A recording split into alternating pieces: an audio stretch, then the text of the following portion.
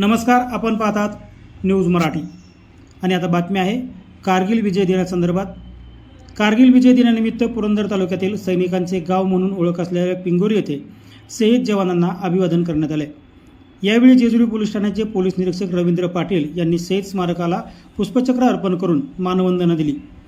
यावेळी बोलताना ते म्हणाले की पिंगोरीच्या शहीद जवानांनी राष्ट्रासाठी दिलेले सर्वोच्च बलिदान भावी पिढ्यांसाठी प्रेरणादायी ठरणार आहे।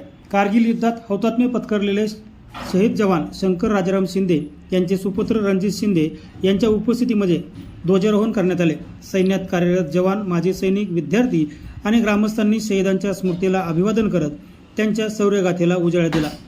पिंगोरी गावाला पानिपतच्या युद्धापासून ते कारगिलच्या युद्धापर्यंतची समृद्ध सैनिकी परंपरा लाभली असून देशासाठी सर्वोच्च बलिदान देणाऱ्या वीर जवानांच्या स्मरणार्थ उभारण्यात आलेल्या शहीद स्मारकाला यावेळी मानवंदना अर्पण करण्यात आली।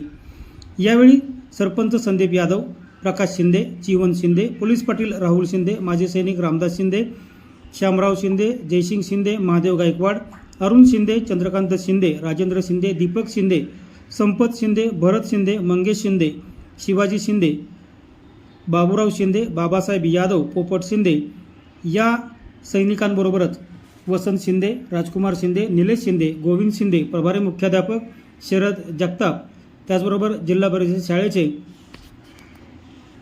सुधाकर सोनवणे, उमेश दुधाळ, त्याचबरोबर विद्यार्थी आणि ग्रामस्थ मोठ्या संख्येने उपस्थित होते।